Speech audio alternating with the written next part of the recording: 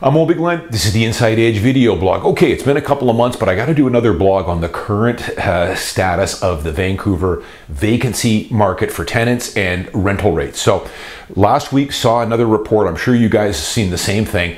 Rental rates now have gone, well, they continue to go up. And we have now hit the average price for a one-bedroom condo in Vancouver now is almost $3,000 a month. And this is something, if you guys, longtime viewers of my blog here and my channel will know, this is something I've been talking about for 5 years, since the NDP started meddling in a lot of this stuff. I've been telling you guys, and renters, if you're renting, you're on borrowed time. The NDP talks a big talk that they're going to try and help you, but they're doing the reverse of that, and I'm going to go through that. This has all been chronicled in my blogs, in my channel here. And I've got news for you. If you guys are a renter right now, it's not going to get any better. And as a matter of fact, it's going to get worse. It's going to continue to go this way. A number of reasons why this is happening here. I'll go through this just quickly here and what's happened. And some of the things that I was talking about in my earlier blogs here. The first thing is the NDPs War on Landlords. That war on landlords started well before COVID, where we used to get by on a 2%, the CPI, what we could raise rent, CPI plus 2%. As soon as the NDP got in power, they removed that 2%. That was the first big blow. What started happening then was, and I saw this from the front lines, I started getting long-time landlords, investors that would call me up and say, Owen, I'm going to sell my condo. Usually they were long-term holders of these condos. So they had owned them for 10, 15 years. I'd made a bunch of money on it. I was selling some that were clear title. So they had lost some of the tax advantages now to being able to deduct the interest. So I would list and sell these condos. They were usually one bedrooms. The buyers for these, as I said before, were not investors for the most part. 80–90% were principal residence buyers, first-time buyers. So that started the shrinking of the available rental pool. This is 5 years ago, folks. Then, of course, COVID hit. They did a 2-year rent freeze. Totally disregarded the mortgage payments, no rights to the landlord. It was only just based off the tenant. A 2-year rent freeze, and then, of course, these measly rent increases they've given us the last couple of years that are far below what inflation is even running at. They lied. They're not even giving us the proper CPI. So, let alone CPI plus 2, which it used to be.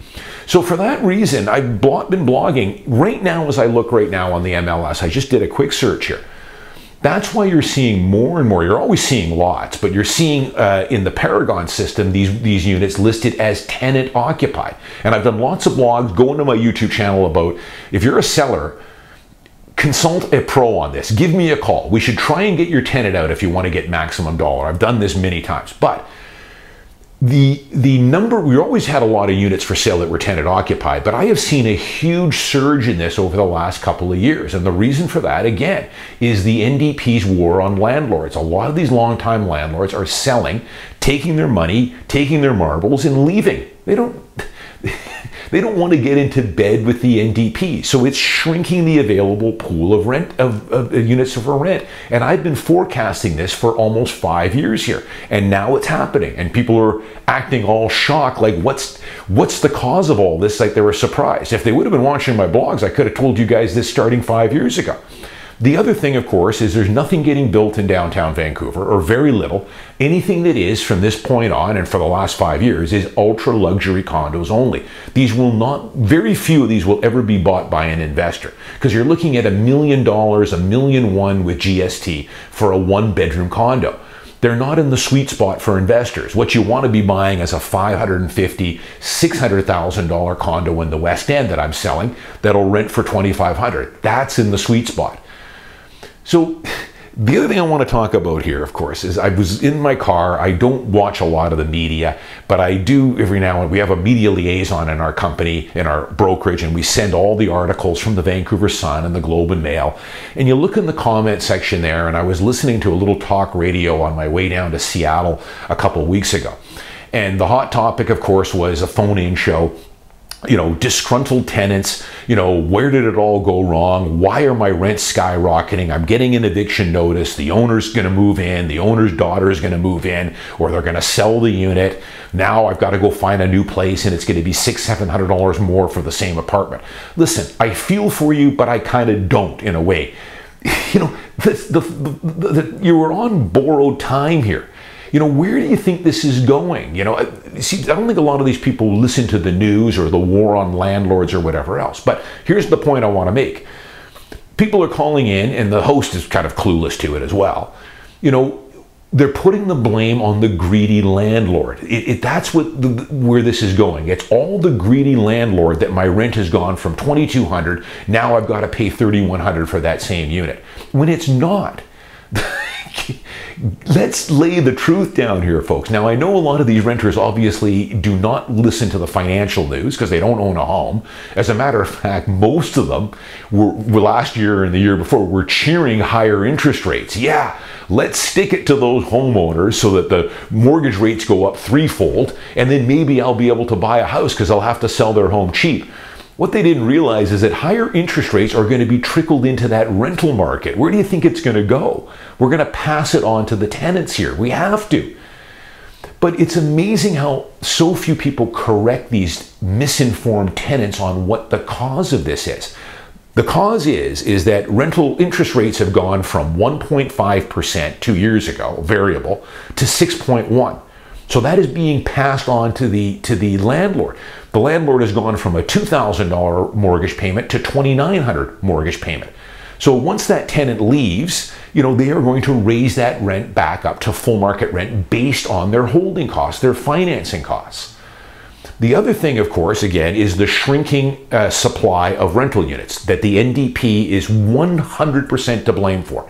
It's these long-time landlords that have just had enough with the NDP's policies, not allowing me to raise the rent up to where I should, rent freezes, CPI plus 2%, you're not even now giving me the CPI. Meanwhile, insurance in the last couple of years has gone up over 100%. Maintenance fees have skyrocketed. They're going up double digits. Everything is going up far more than what you're able to raise rents at. So, of course, a lot of these landlords now have had enough. My mortgage fees have gone up substantially. My insurance has gone way up. Oh, my property taxes are going up double digits. I just can't make $1 off this anymore, and I'm going to sell. So that's what's going on, and it amazes me. You'll never see the NDP ever correct anybody on this. Every now and again on this call-in show, lo and behold, finally some guy phoned in and said, hey, listen, folks, hate to break it to you, but these are the reasons why your rent is going up. And I'm a landlord, and I've actually been, even before the interest rates went up, I was supplementing my costs a little bit to cover all the costs. You can only deduct your interest payments, as you know, not the principal payments. So very few of these landlords in the first 10 years have cash flow. They're actually supplementing these one beds by $100, $200, $300 to make everything go, including the principal payment. But they're, landlord or tenants, I just don't understand the basic economics of going here. And the NDP perpetuate it.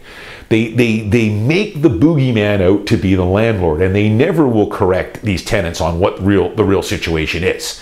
Property taxes going up double digits, insurance going up over 100%, maintenance fees going up double digits, financing costs skyrocketing.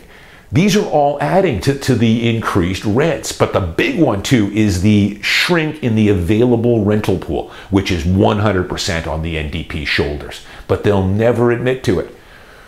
They talk about they're doing you a favor by doing the rent freeze. They're doing you a favor by capping the rent increases way below inflation, let alone what we used to have, which was CPI plus 2, which still wasn't covering it.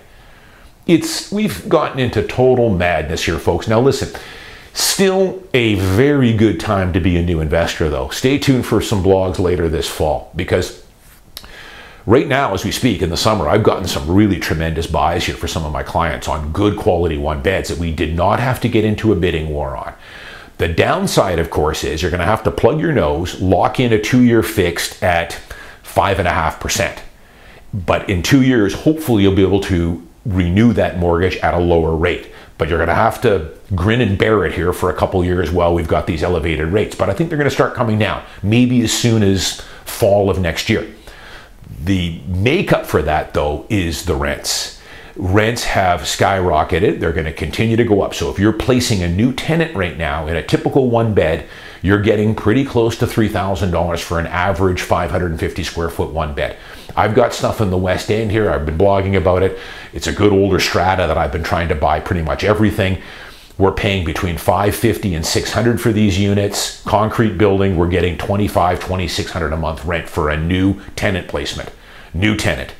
You know, some of the tenants that have been in there for a few years now in that building are paying $1,800. That's what it's gone up. It's pretty funny because just prior to COVID, for you, the numbers were kind of like this. For you to get a $2,200 a month rent, I was probably selling you a condo at about $750. $750K, 7.25 would get you about a $2,200 a month rent just prior to COVID. Now, that $700,000 condo is probably going to get you $3,100, $3,200 a month. As I say, I've got some condos that I'm selling in the upper fives that'll get you $2,500 all day. So that's the trade-off. Yes, interest rates are up, your borrowing costs are going to be higher, but I think, hey, plug your nose for a few years, lock in a 2-year fixed, you'll probably get a little bit better rate. The plus side, though, is you can go in, buy right now without nearly as much competition, especially during these dog days of summer. Some of these units I would have been in a multiple offer situation where I would have been competing against 3 or 4 other offers. Now I'm able to write just under ask and get these with subjects. The rental rates now more than make up for those interest rates, I think, now, for what you can place a new tenant at. Then that's the big thing. Existing tenants, of course, are in a gravy train, but you're on borrowed time, and I've talked about it. I finally had a turnover in one of my units here earlier this year. I was telling you guys I raised it over $700 a month. The guy had been in there 4 years. I've got a couple right now. I've got a couple of units out in Richmond. One of my current tenants, she's paying about $1,400 a month. It's an older wood frame. She's been in there now coming up to 5 years, 4.5 years. Going market rent on that now would probably be about $2,200, $2,300 a month for this older wood frame. But again, if you're a renter on those kind of deals, your days are numbered. Eventually, several things are going to happen. That landlord eventually is going to say, hey, I'm going to sell the unit. I made a bunch of money on it. They're going to call me. We're going to try and get you out with a mutual agreement to end tenancy. If we can't, we'll sell it with you in it. Or you know, the owner's going to move back in, or a daughter or a son or whatever else. And you're going to have to jump back into the new rental market at a substantially higher rent. But again, circle back. This is not on the greedy landlords here, folks. This is a threefold spike in interest rates. That's the big one.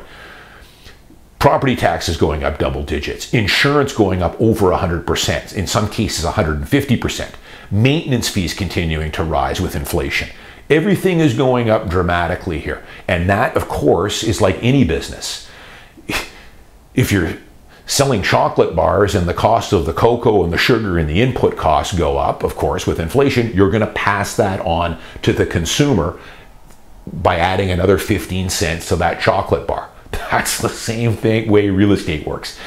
Finally, I'm starting to see a few people educating these kind of out of touch renters on it's not the greedy landlords. And a lot of it, again, a big portion of it is the NDP, their war on landlords. Right now, there's probably 40 condos downtown, right now, one beds that are tenant occupied. I can tell you right now, those 40 condos are going to sell. I'm going to say pretty much all of them are going to be an end user, and that tenant is going to get a 2 clear months notice because they don't want to take you on as a tenant. Even if they are an investor, they're not going to take you on as a tenant at $1,800 a month when the going rate is $3,000. You're going to be out in 2 months.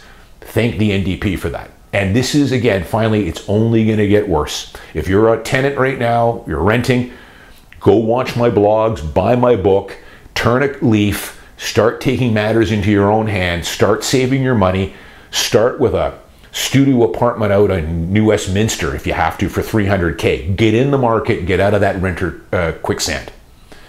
I'm Owen Bigland. See you next week.